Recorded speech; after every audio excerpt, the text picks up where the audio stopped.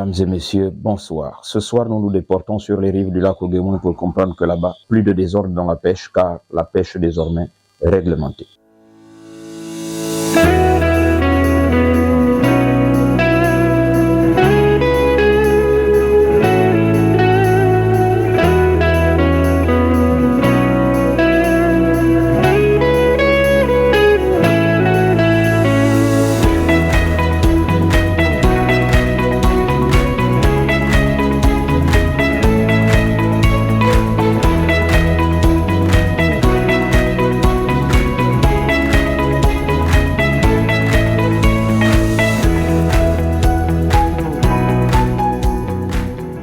Le 7 décembre dernier, une délégation de la Direction générale de la pêche et de l'élevage s'est rendue au village Long, dans le lac Oguémouin, pour la remise officielle d'un plan d'aménagement de la pêche dans le lac. Ce document stratégique qui vise à encadrer l'exploitation des ressources du lac de manière durable et équitable a été présenté aux populations locales et aux partenaires afin de clarifier les rôles et les responsabilités de chaque partie prenante pour que soit établie une feuille de route conjointe acceptable par tous. À l'arrivée, toute la baronnie des villages alentours était déjà réunie pour souhaiter la bienvenue à ceux venus de la ville.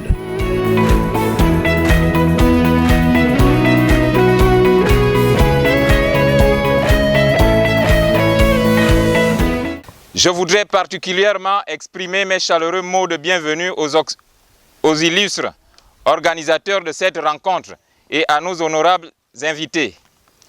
Merci d'avoir sacrifié de votre précieux temps pour être ici et de se déplacer pour être au rendez-vous de la cérémonie de remise officielle du plan d'aménagement de pêche d'Oguémouin. Aux auxiliaires de commandement venus nombreux, trouvez ici l'expression de notre gratitude.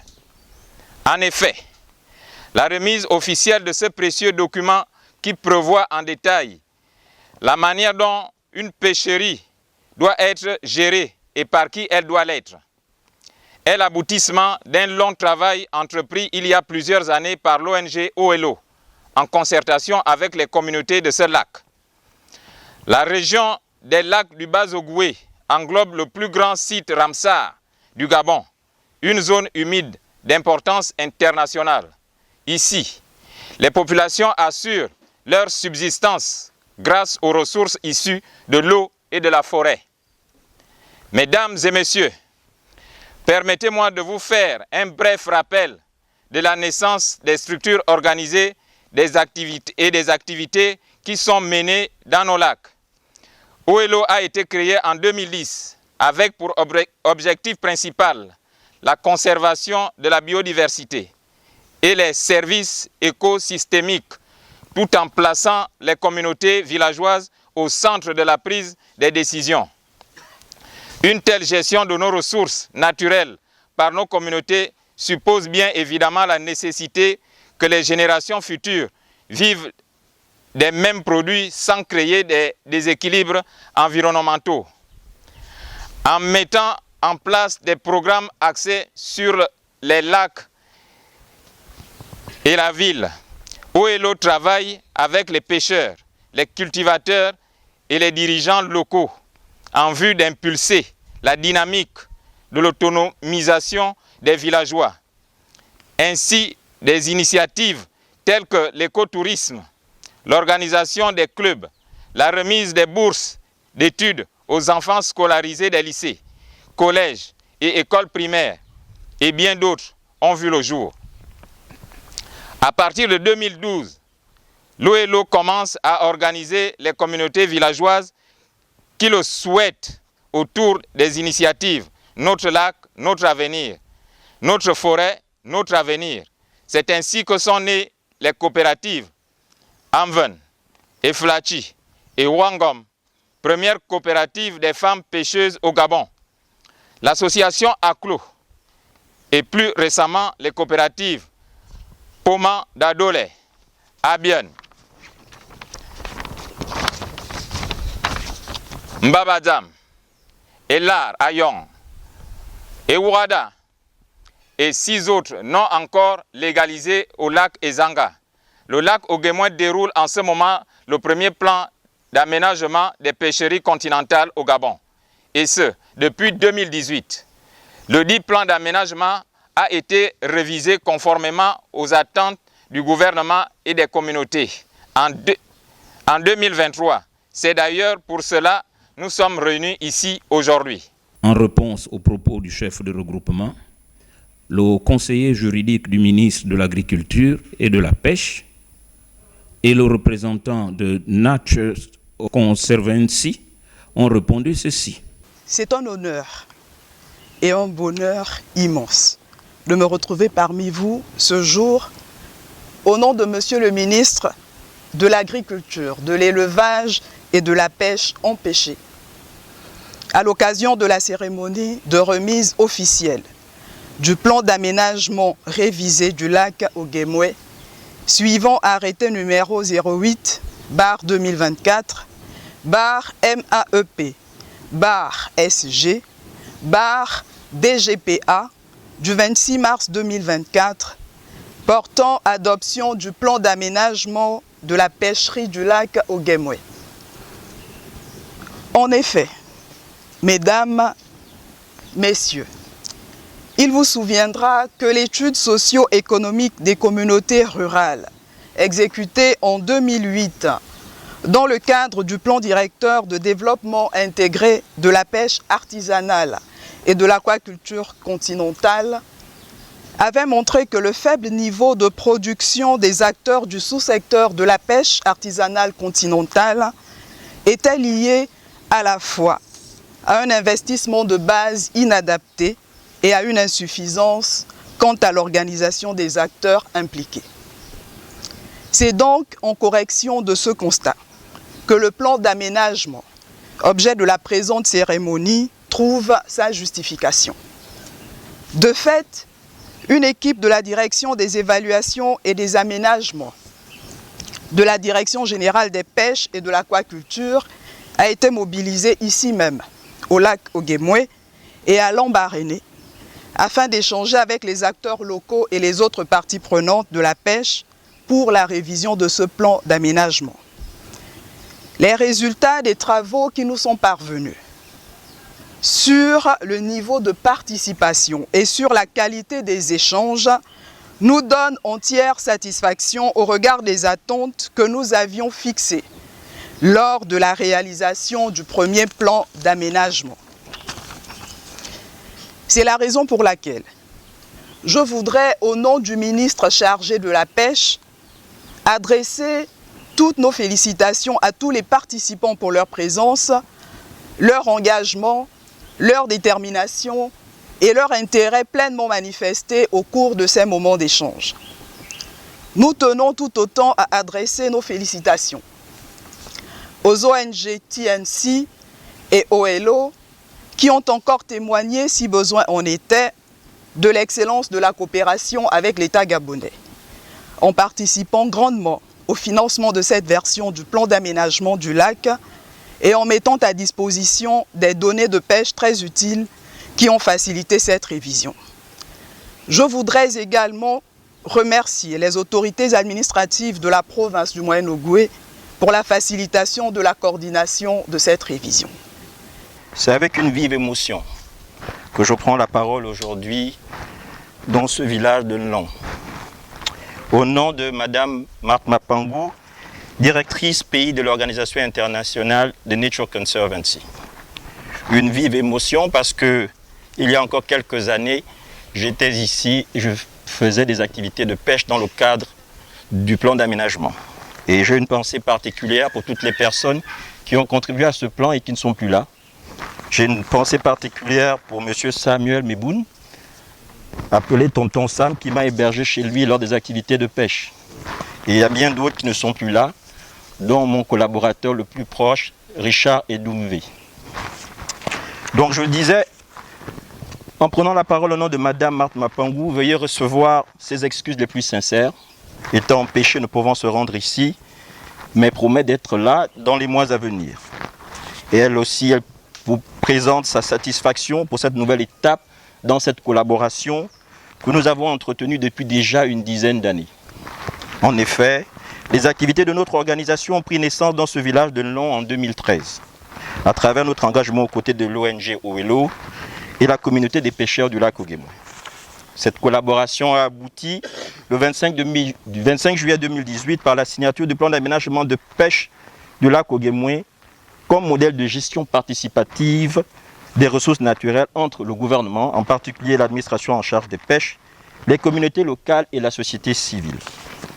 6 ans après cet aboutissement, notre présence ici marque non seulement la continuité de notre attachement commun à la mise en œuvre de ce plan d'aménagement de pêcherie, mais aussi de l'implication des plus hautes autorités de notre pays dans la gestion durable de ses ressources naturelles et dans l'affirmation de son leadership en matière de préservation de la biodiversité.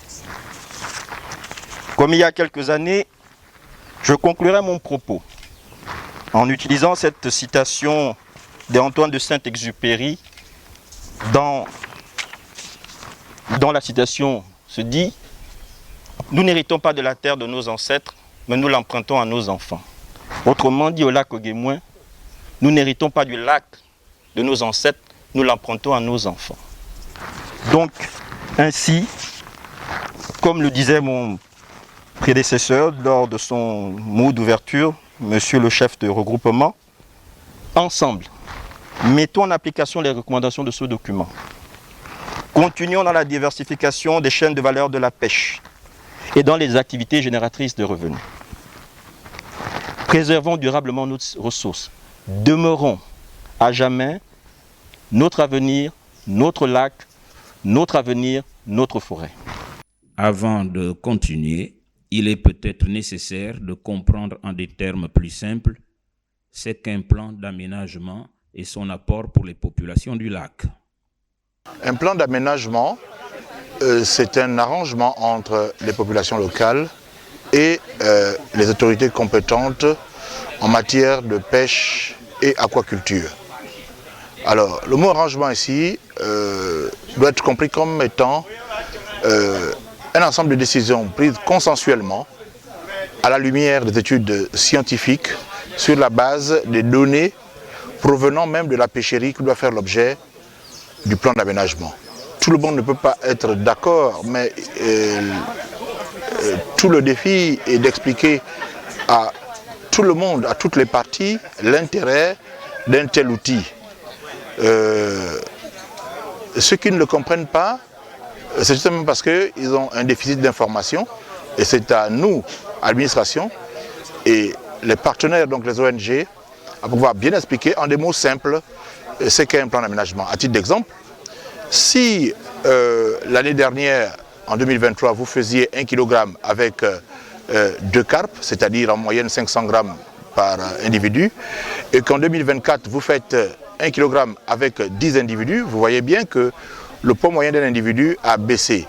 Et ça doit interpeller ceux qui pratiquent la pêche, mais également ceux qui ont en charge l'animation des politiques publiques en matière de pêche. Comme tout accord parti, comme tout arrangement, la loi a fixé un délai de 3 ans pour pouvoir procéder à la révision des plans d'aménagement.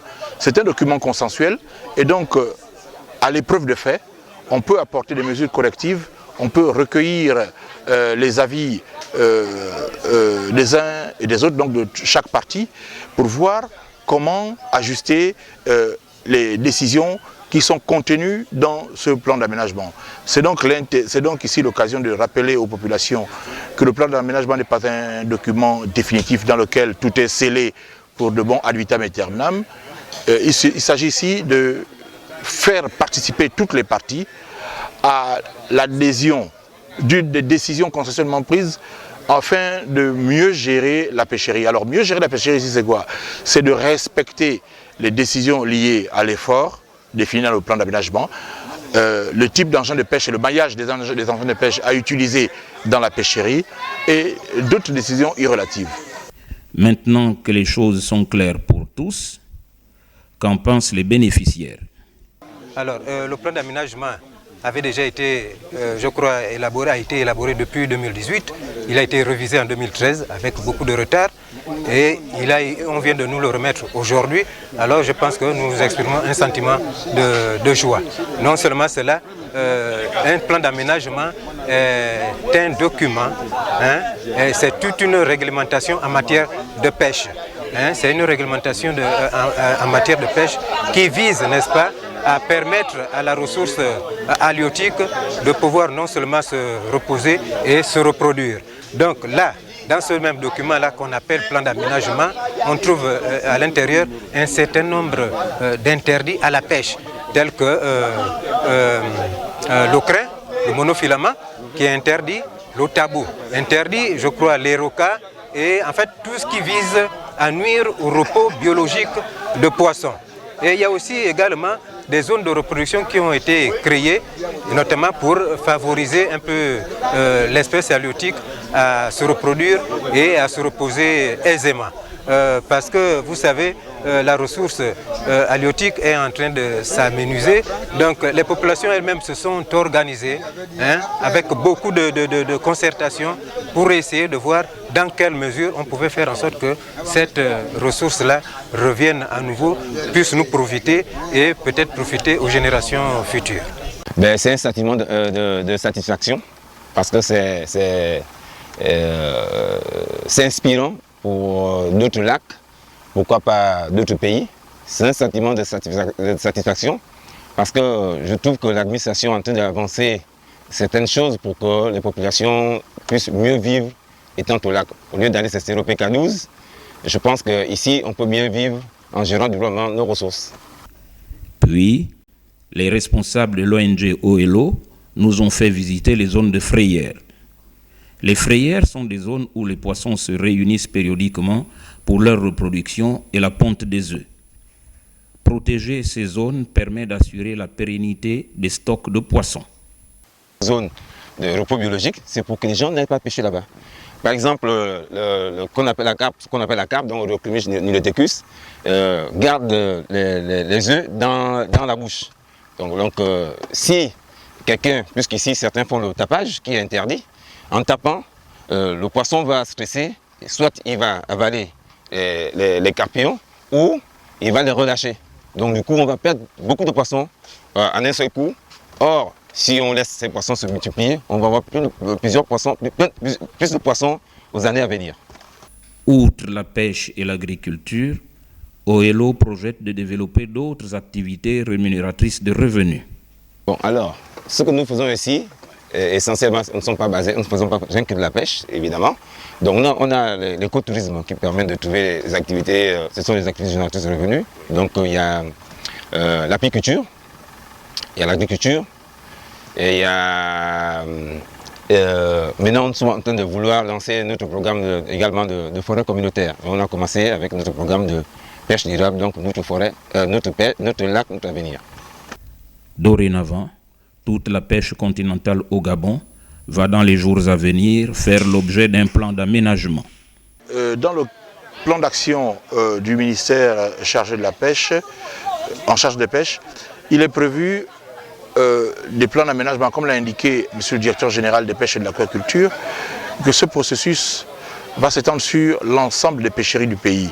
D'ailleurs, la loi est claire là-dessus. Aucune pêcherie ne peut entrer en exploitation si elle ne fait pas l'objet d'un plan d'aménagement. C'est tout dire. Et donc, oui, c'est une première. Le lac Oguémoué, c'est d'ailleurs même une première en pêcherie continentale au Gabon.